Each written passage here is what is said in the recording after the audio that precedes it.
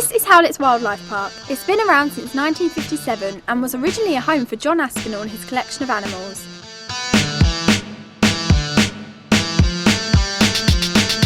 It was opened to the public in 1975. Since 1984, the park has been owned by the John Aspinall Foundation, a charity dedicated to taking care of animals. It's home to animals from all over the world. There are some fascinating animals here to observe and makes a great family day out. Hello, my name's Eleanor and welcome to Running Wild. In today's series we'll be checking out some of the animals at Howletts Animal Park.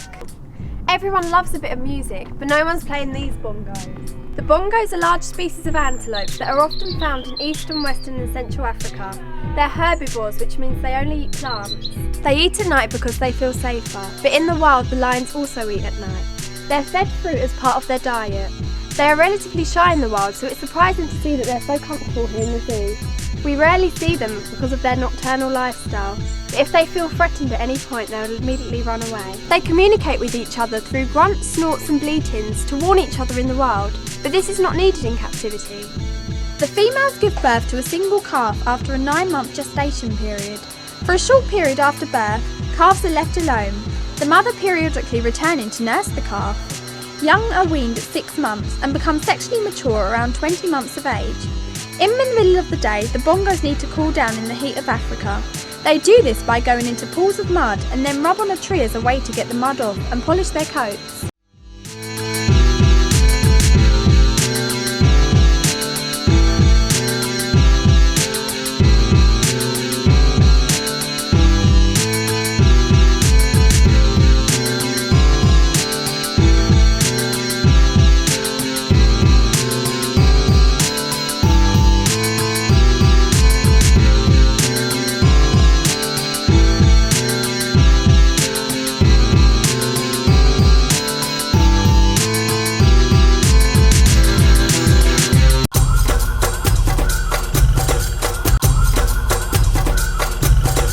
This is not a domestic dog and you would not like to take him for a walk. This is an African wild dog and they're called wild for a reason. They are very successful hunters in the wild and nearly 80% of their hunts end with a kill. They're also called cape hunting dogs or painted dogs, referring to a smeared colouring on their fur which gives them a really distinctive look.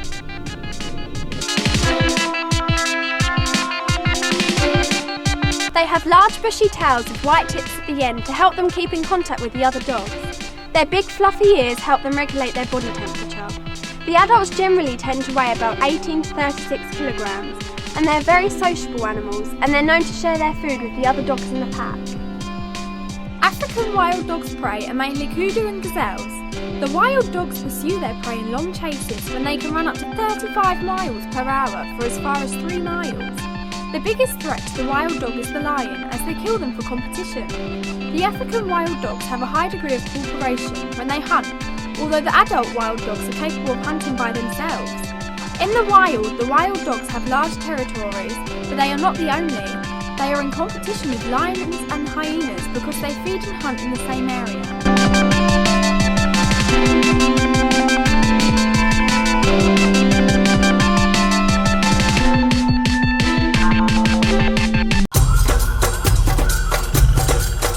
When it comes to the food chain, the next animal is on top with very few competitors.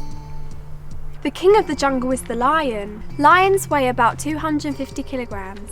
They're fierce predators and this is why they're also known as big cats. In the wild they are vulnerable due to an increase in hunting and habitats being destroyed, which has led to a population decrease, and it's lovely to see them being properly looked after in the zoos. A lion has immense strength and a really, really loud roar.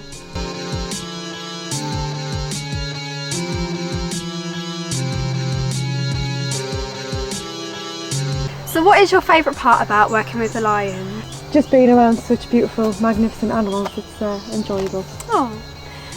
How do you keep the lions stimulated? These pair in particular are incredibly lazy, so the only way to actually get them moving, get them exercise and keep their minds active is through food enrichment. What's the hardest part about working with the lions? They are large carnivores at the end of the day. You've got to be extremely careful around them.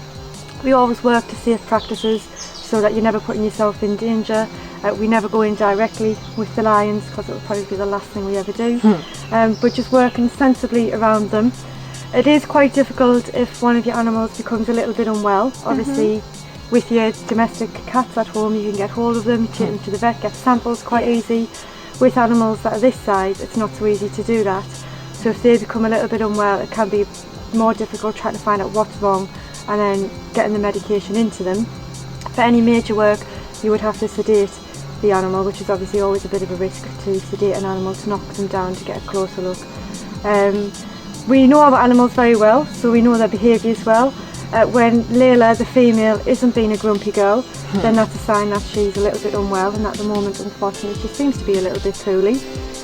Because the keepers are trying to get medication into her, she's now not best pleased with them because she roars quite a lot, and when she was roaring the other day, we took that opportunity to squirt medication into her mouth. Now she won't roar at us because obviously it doesn't always taste as pleasant, even though it makes them feel better afterwards. So just finding different ways to sort of get them to take the medication. But we do encourage them once a week or so to come up to this fence line here so they can get a little bit closer. We try and encourage them to stand up against the fence with little bite-sized chunks of meat, which we could put medication in that, but the opportunity for doing that is getting a really good close look at them, seeing the mouth, seeing the claws, seeing the stomach. Really good way of health checking them without sort of putting yourself at risk. I've learned that they're nocturnal through the day, so they sleep in the day, well they're nocturnal. But are they energetic animals? They can be, like Laura said, these two in particular are very lazy. Big cats on average rest for 18 to 20 hours a day naturally, both in captivity and in the wild, and this is due to the way they eat. At the park here we feed on average twice a week to reflect how often they would have fed in the wild. So as it starts getting closer to a feed day, they start getting hungry, they start walking around looking for food. In the park they tend to see all the lovely people on this side as food, so you'll often see them going up and down the fence. Children think it's great because they're running up and down with the lions and they're playing with them. The lions They're actually just hunting for food. Snack time. Yeah. But they'll go around, mark the territory at certain times. You'll hear them roar. Again, there's a territorial thing at certain times of the day. But as they start getting hungry, that's when they patrol a little more looking for food. These animals are very vulnerable in the wild. These are koodoos. These are very docile creatures showing very few displays of aggression. There are two types of koodoos. There's the greater koodoo and the lesser koodoo. Today we are visiting the greater koodoo. The lesser koodoo has 10 white stripes vertically down its body, whilst the greater koodoo has 4 to 12 stripes. They are known to use their horns to protect themselves against predators. Their horns are usually made into musical instruments in some African countries, and koodoos are often hunted for them. Their maximum lifespan in the wild is around 7 to 8 years due to predators, but once in the park it ranges from 20 to 23 years. The koodoo can be found in Central and South Africa. The male koodoos do not have a home range, they spend their time roaming around the woodland. On the other hand, the females are different, they have a home range and stay there all year round. The predators that hunt the koodoo are leopards, African wild dogs, spotted hyenas and humans. The male koodoos sometimes will form small groups, but they are more commonly seen on their own, far dispersed. The advantage weight for the fully grown is 250 kilograms.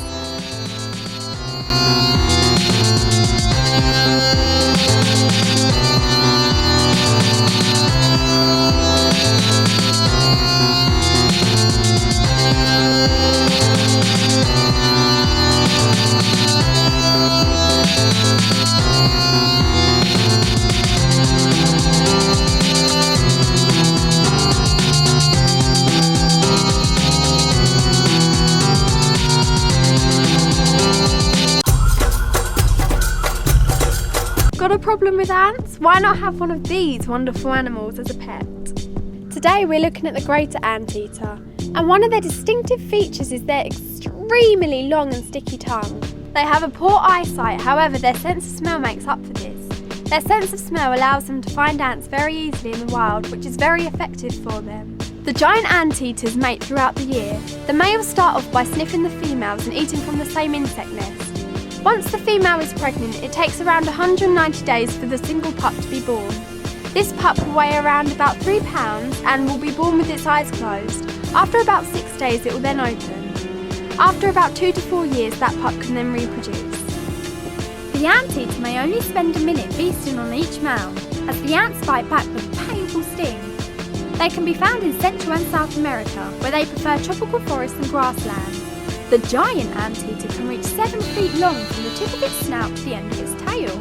The claws on the anteater can grow up to 4 inches in length. The tamandua and the silky anteater feast up in the trees. They go branch to branch looking for insects to eat. The anteater has a very muscular stomach that grinds up the insects and powerful digestive juices to break down their prey.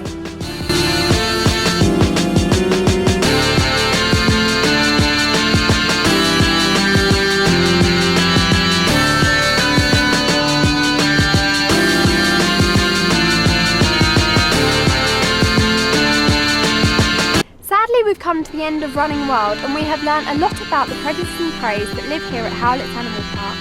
And we have also been up close to some of the most dangerous animals in the world. We hope you've enjoyed it. Goodbye.